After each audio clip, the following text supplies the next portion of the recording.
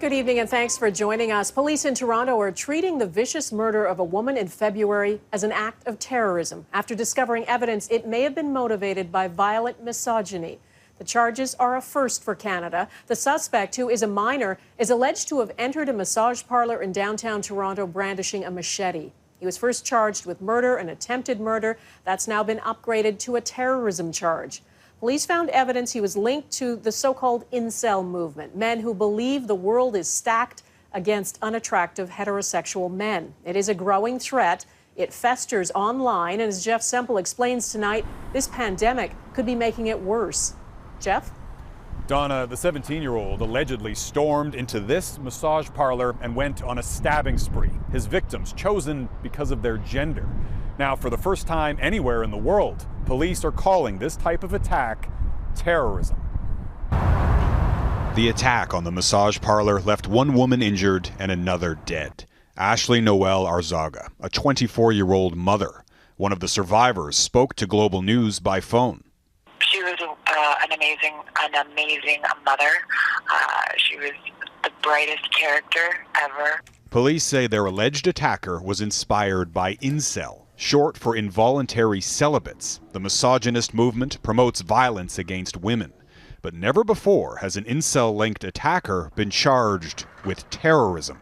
This charge is really huge news for Canada and internationally. Terrorism charges in Canada have traditionally been reserved for Islamist extremists, inspired by groups such as Al-Qaeda and the so-called Islamic State. What's required under the Canadian Criminal Code is that the intent is to intimidate the public, so to create fear in the public. And that's precisely what incels call for when they're perpetrating violence. Since 2014, incel-inspired attacks in Canada and the United States have killed around 50 people, including 10 victims of Toronto's van attack a couple of years ago.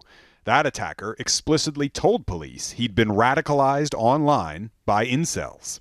I felt it was time to take action and not just... He was charged with 10 counts of first-degree murder, but not terrorism.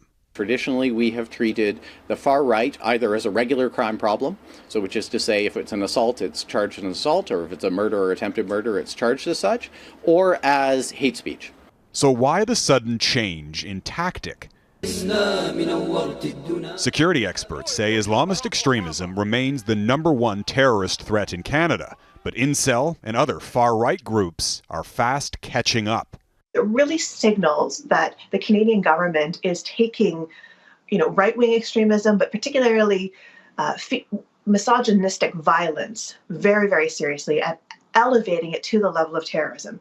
This also means that now all of the tools and techniques that intelligence and security services use to combat terrorism can now be deployed against this threat. Another reason why prosecutors have proved reluctant to charge with terrorism is because it's unlikely to make much of a difference when it comes to sentencing. The 17-year-old in this case is already charged with first-degree murder, and as a young offender, he faces a maximum sentence of 6 years in prison. Donna? Jeff Semple in Toronto, thank you. You can read more about incel extremism and why it is on the rise. That's on our website, globalnews.ca/globalnational.